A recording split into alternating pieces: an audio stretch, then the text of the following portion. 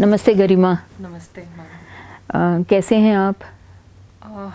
सच कहूँ तो ठीक तो नहीं हूँ।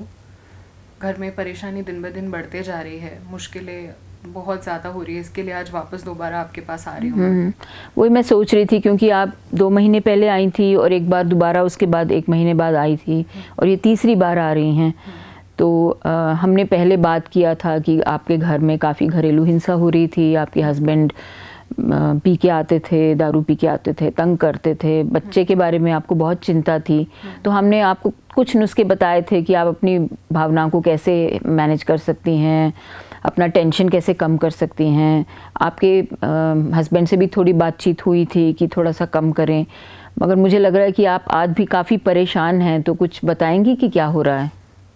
हाँ मैम। अभी हमारी शादी हुए 9 साल हुए हैं। 7 साल की मेरी बेटी भी है एक, जो भी स्कूल में पढ़ रही थी। बट अभी हाल फिलहाल में मेरे पति के पीने का प्रॉब्लम बहुत ज़्यादा बढ़ गया है। ऐसा आजकल हो रहा है कि चाहे दिन हो रात हो, ये घर आ जाते हैं, मुझे मारते हैं। कई बार मेरी बेटी को मैं अकेले किसी कमरे में बंद करके रखती हूँ ताकि उसे मार नहीं पड़े और वो ये सब चीज़ें देखे नहीं। मगर ये हर दिन का कहानी हो चुका है अभी घर में। उनका आना और मुझे पीटना, छोटी छोटी बातों पे मार पिटाई शुरू हो जाती है। मुझे अभी पिछले 3-4 महीनों से इसका असर मेरे मानसिक स्वास्थ्य पे बहुत हद तक पड़ा है।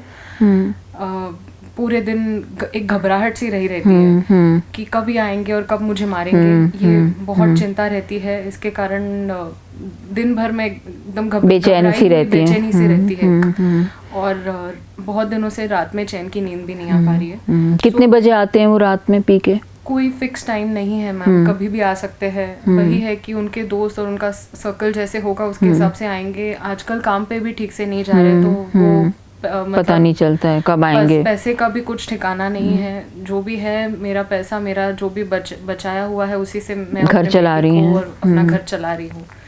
रात में आते हैं और मैं जब सोई रहती हूँ तो भी कभी कभी आके मुझे पीटे हैं। तो आजकल सोने से भी डर लगता है। मेरी बेटी भी इस कारण से बहुत हद तक घबराई रहती होगी। घबराई जा रही है नहीं। हाँ, पिछली बार भी आप कह रही थी कि वो घबराहट के कारण स्कूल नहीं जाती है ठीक से। दोस्तों से बातचीत नहीं करती है, अकेले अकेले रहती है। स्कूल मैंने उसको भेजने का कोशिश किया। कभी मेरे पति उसको पीट के घर में बिठा देते हैं, या तो कभी उसे भी नहीं जाने देते। वो भी घबराई सी रहती, कोई दोस्त नहीं बनाती है। गरिमा, मुझे लग रहा है कि काफी मुश्किलें हो रही हैं आपको अभी, है ना? पिछले 1 महीने में कुछ ज्यादा हो गया है लगता है। हाँ मैडम।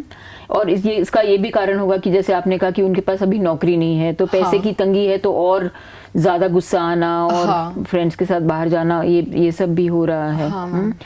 और आप कह रही थी कि आप काफी परेशान हैं, नींद नहीं आती है, घबराहट रहती है, पसीना वगैरह छूटता है क्या? हाँ, पसीना होता है, हाथ कांपते हैं, दिल धड़कता है। हाँ, ये सब हो रहा है मैम। तो ये सब टेंशन के जो चिन्ह हैं वो दिखाई दे रहे हैं अभी। हाँ मैम। रोना भी आता है?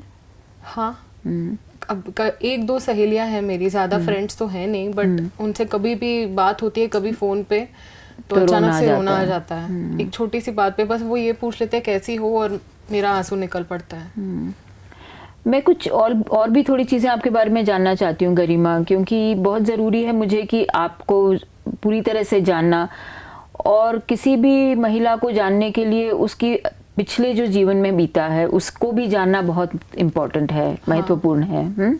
तो आप मुझे अपने परिवार के बारे में थोड़ा बताएंगी कि आपके माँ बाप के बारे में, आप जहाँ बड़ी हुई थी उसके बारे में।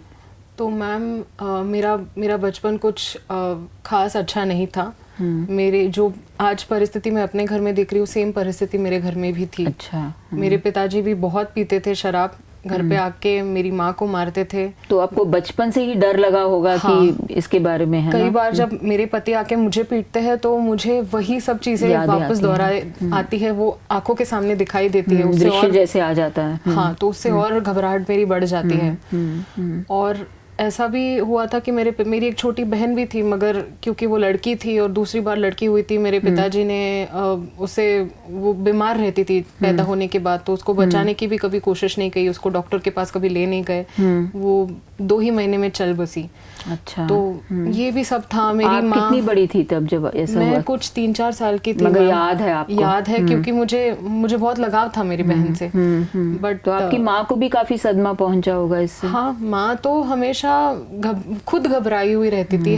मैं उसके बाद एक भाई था मेरा, बट हमारे तरफ कभी माँ हमें, वो खुद इतनी चिंतित थी कि हमें कभी ध्यान नहीं दे पाई। हम जैसे अपने आप से बड़े हो गए। रिश्तेदार भी कई थे, बट वो ये सब जो घर में हमारे चल रहा था वो हमारा निजी मामला समझ के कभी उसमें दखल अंदाज नहीं करते थे। नहीं, कई बार ऐसा होता है कि घरेलू हिंसा होती है तो लगता है कि ये इनका घर का मामला है, परिवार का मामला है, हम नहीं करेंगे। ऐसे ही होता बाकी मतलब आपके गांव में पंचायत वगैरह में कहीं पे आपने कोशिश की थी आपकी मदर ने कि कुछ सहायता मिले?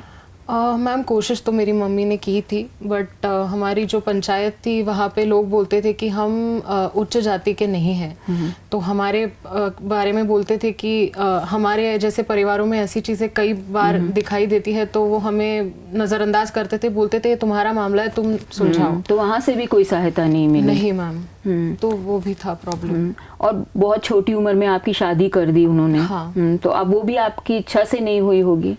नहीं मैम, तो लगभग मैंने अपनी 12वीं तक पढ़ाई कर ली है और छोटा मोटा काम, सिलाई, ये सब आता है मुझे। अच्छा, ये तो अच्छी बात है। हाँ, बट और पढ़ने की इच्छा थी, मगर उसके लिए भी कोई मतलब मुझे कोई संधि नहीं मिली थी। आपकी माँ मतलब अभी आपके साथ बातचीत करना वो सब कुछ है? मतलब आप फोन कर पाती, उनसे बात कर, उनसे कोई सहायता मिलती है आपको? नहीं मैम, क्योंकि वो अभी भी मुझे लगता है वो अभी भी उसी सदमे में। मेरे पिताजी तो 3 साल पहले गुजर चुके हैं, अभी नहीं रहे वो। दारू के कारण ही उनको बहुत सारे शारीरिक समस्याएं हुई थी और वो चल बसे। बट मेरी मम्मी जो है वो अभी अकेले रहती है मेरे भाई के साथ।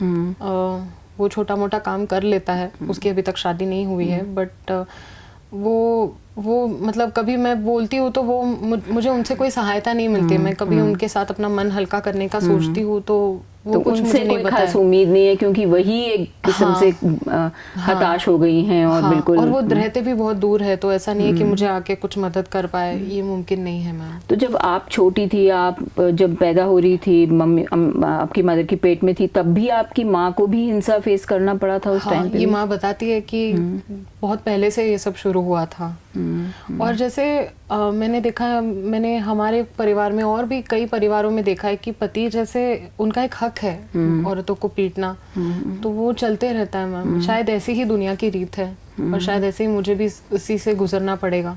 मैं समझती हूँ कि मतलब आपको इस समय ऐसा लग रहा है कि मतलब कोई चारा नहीं है, कोई रास्ता नहीं है। आपने घर में बचपन में भी ये सब देखा है, आपकी माँ ने भी बचपन से ही ये बताया आपको। हाँ। और आपकी बहन का भी इंतकाल हो गया था, वो भी आपने देखा है, वो भी एक सदमा है। तो काफी आप गुजर चुकी हैं बहुत चीज़ों से। है ना?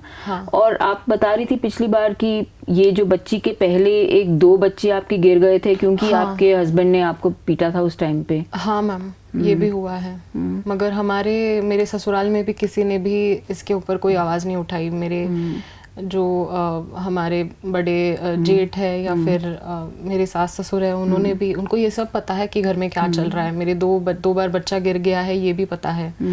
फिर भी अभी तक मैं लड़का नहीं पैदा कर पाई हूँ, एक ही लड़की है। तो उसके कारण वो भी कई बार मुझे टोकते हैं। तो वो भी आपके ऊपर प्रेशर काफ़ी ज़्यादा है। हाँ मैडम। तो जब ये सब हो रहा होता है, आप इतनी लाचार हैं, मुझे दिख रहा है आपके फेस में कि आप इतनी मतलब बहुत लाचार हो चुकी हैं इन चीज़ों के बारे में, और लगता है कि मतलब औरत जात का क्या फ़ायदा है। हाँ, कि कुछ कर सकते हैं कि नहीं, कुछ बदला तो है नहीं।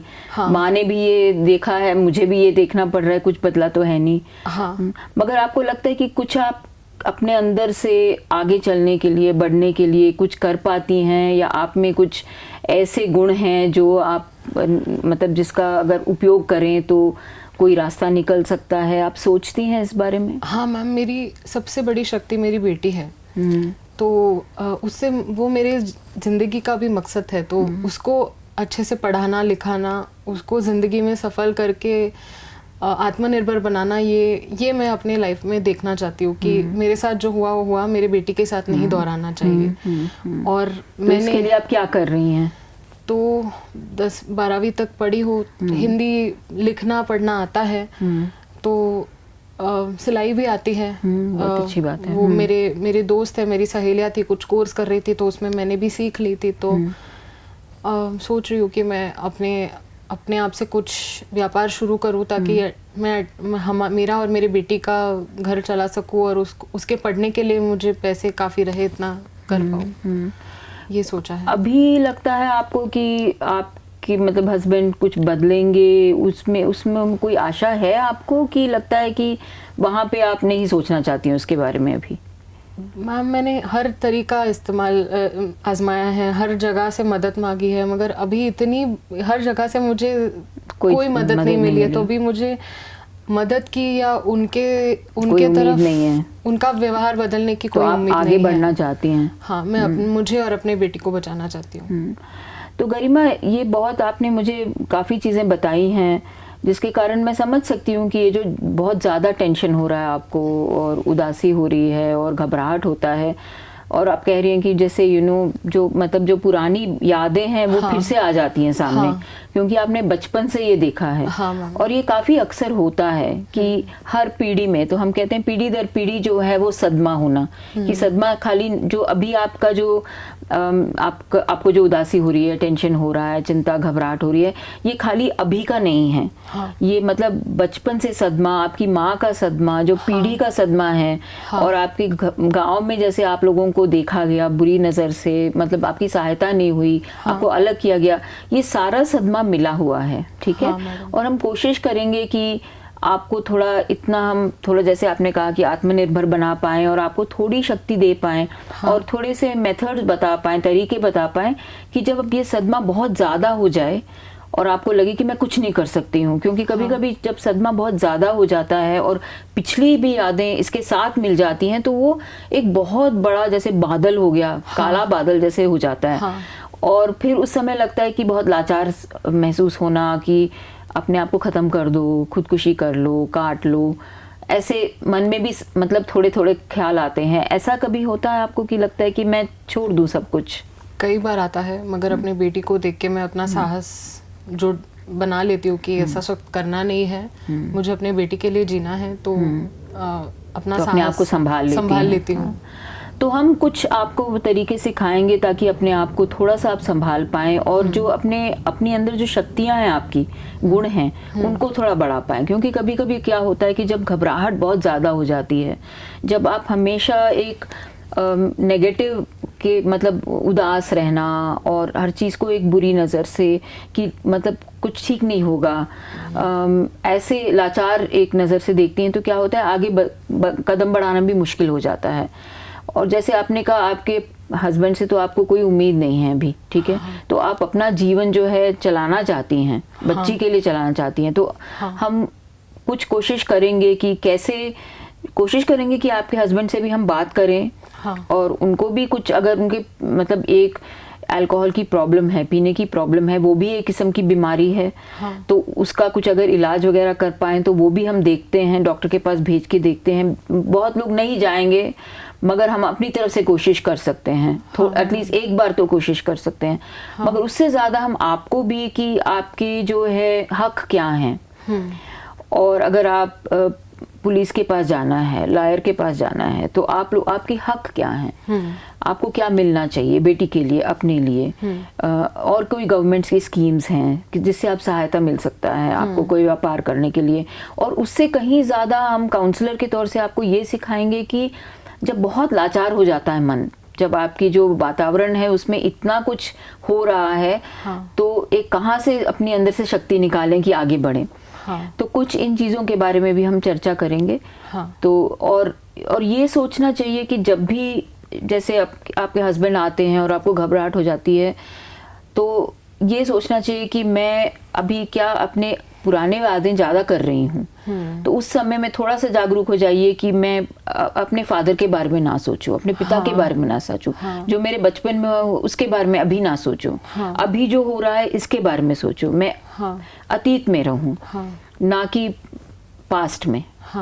पुरानी चीज़ों को थोड़ा सा कम करना है। तो इन चीज़ों के बारे में भी हम आपको बताएंगे कि आप कैसे इसको हैंडल कर सकती हैं और कैसे अपने आप को थोड़ा सा अपना मानसिक संतुलन रख सकती हैं। आपकी जो स्थिति है वो बहुत मुश्किल है। हम समझते हैं कि बहुत मुश्किल है। कोई भी किसी भी स्त्री को ऐसी स्थिति नहीं होनी चाहिए किसी की स्त्री की जिंदगी में, और वो भी बचपन से हर कदम पे जो है तकलीफें उठाई हैं आपने, ये किसी के साथ नहीं होना चाहिए।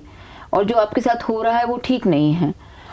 मगर उसके साथ साथ हम ये भी बताएंगे आपको कि आप क्या कर सकती हैं अपने जीवन को थोड़ा सा सुधारने के लिए। ठीक है, तो हम आगे जो सेशंस करेंगे उसमें आपको थोड़ा सा की सहायता करेंगे। और आपको मैं अपने लॉयर वगैरह के साथ भी इंट्रोड्यूस कराऊंगी, ताकि आप उनसे भी बात करें कि आप अपने जीवन को सुधारने के लिए क्या कर सकती हैं। और अगर आपको लगे कि बच्ची पे भी सदमा हो रहा है, तो उसको भी एक बार लेके आइए।